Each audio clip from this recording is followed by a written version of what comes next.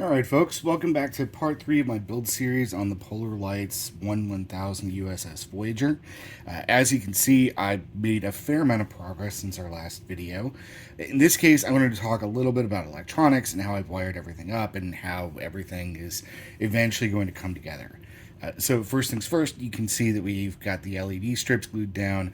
I actually reused these from a previous model, which is why I secured them with a little bit of hot glue, just to keep them in place and keep them from moving around. You can see that the contacts are already used and tinned, but they work just fine.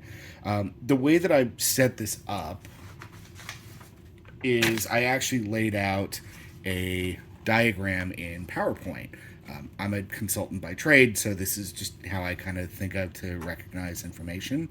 The idea is basically you can't have white, green, and red LEDs on the same circuit, basically, but there's only on the control board one wire that will actually do the blinky stuff that I need all of these LEDs to do. So these all have to be on their own separate circuits that'll eventually split off from, in this case, a blue wire. Now, on the main control board, I also have two wires that can do solid colors. So in this case, these are all going to be red. One, this yellow wire is going to control the engines, so the big and small impulses, as well as the Bassard collectors. And then the other one is going to control the photon torpedoes on both the neck and at the front of the engineering hull. Now, when we get to the LED strips, which are going to be, well, kind of riddled throughout the ship, I basically set these up into three different circuits. So there's the left circuit, which is the left nacelle, the lower hull, the upper hull, lower saucer, and then lower saucer again. There's the right circuit, which is just the left circuit in inverse. And then there's the center circuit, which is the shuttle bay, deflector, neck, upper saucer, and then eventually the upper saucer right, leaving me with three connections that I'll hook up to DC power in the main circuit board. So let's see what this actually looks like in practice. So here we have the engineering hull, or at least part of it anyway. First, we're going to talk about the upper engines. So here you can see that I've glued in the actual covers for the Bassard collectors. These can be a little bit tricky to get in place, especially these covers here. I recommend actually trimming a bit around the outside. One thing to note, you'll notice that I haven't fully painted this area, and I've added a little bit of color here. The idea is that I'm going to more fully mask these off once I get further into construction. That way, I don't have to worry about repainting them or anything later on down the line. Same deal here. So for the actual navs on this, or in this case, this is the yes. So this is the left side. Red navs here, here, and here. These are all very, very tiny LEDs. I think they're 0402. Then we have this element here and this element here. So impulse intake and impulse outtake, I guess. The outtake is bigger. I think it's like an 0604 or something like that. Just because that's what came with the lighting kit. This one is another SMD. So same size as that one. That's just going to stay solid.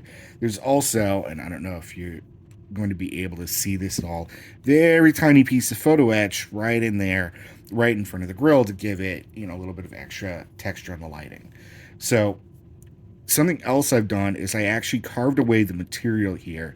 So unfortunately, Voyager won't be able to move its engines, but this was the best compromise I could come up with to kind of enable it to work the way that it was supposed to. I've carved away some of the material here to give space for the wiring, and done the same here on the main engineering hull. So as I went through the process of kind of setting all this up, I did use basically all the kit parts, just carved away the material to enable kind of a wiring channel here so that everything could flow through. For the actual engines themselves, 5mm Bassard collector, I actually would have preferred to use a 3mm here. I just didn't happen to have one handy. So 5mm red LED, blue LED strip, and then another red LED here and a green LED here. So this part will sit here, this part will sit here, and then we've got the wiring coming through. I try and secure it with a little bit of super glue just to keep it from moving around.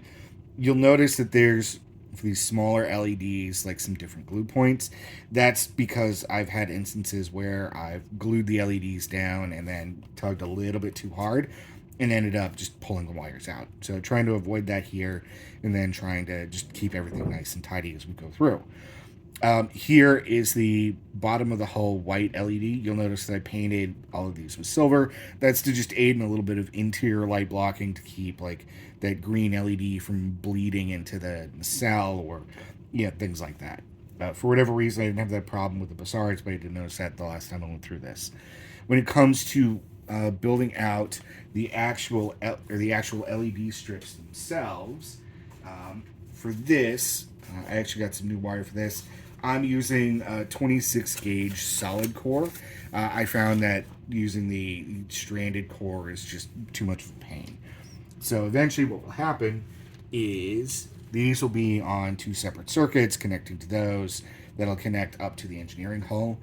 The top plate here, top of the shuttle bay, these two will then connect to the deflector, and then from the deflector on out to the rest of the ship.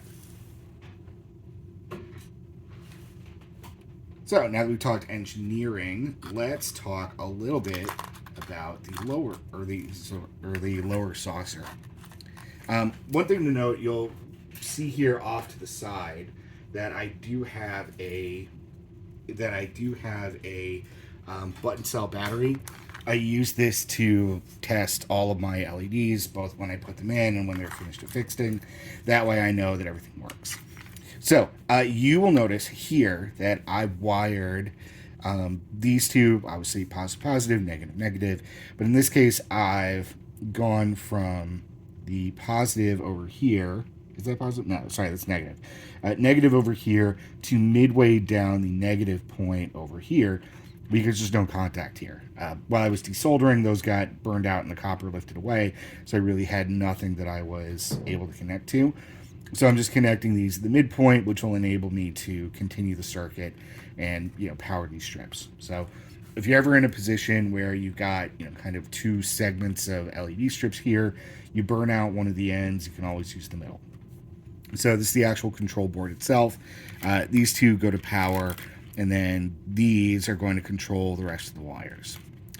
One other thing to note, as I go through, I actually use little strips of painter's tape and Gundam marker to label all of my wiring and where everything is going to hook up, because once I start closing this up, I'm going to have no idea where everything goes.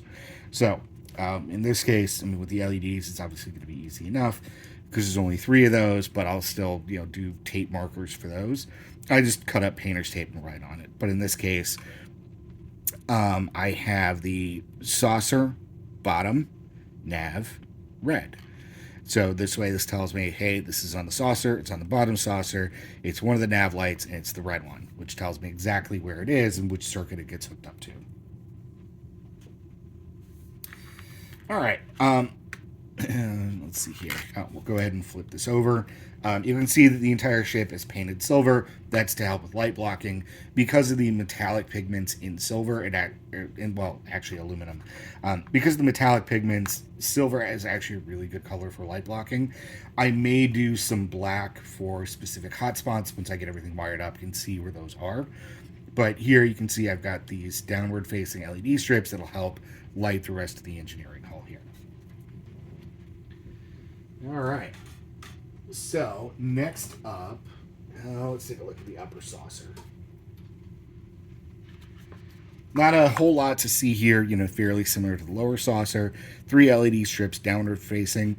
Because there's so many more windows on the upper saucer, I really wanted more of that light facing upwards to be able to light more of these along with, the stuff here along the top of the bridge and all that.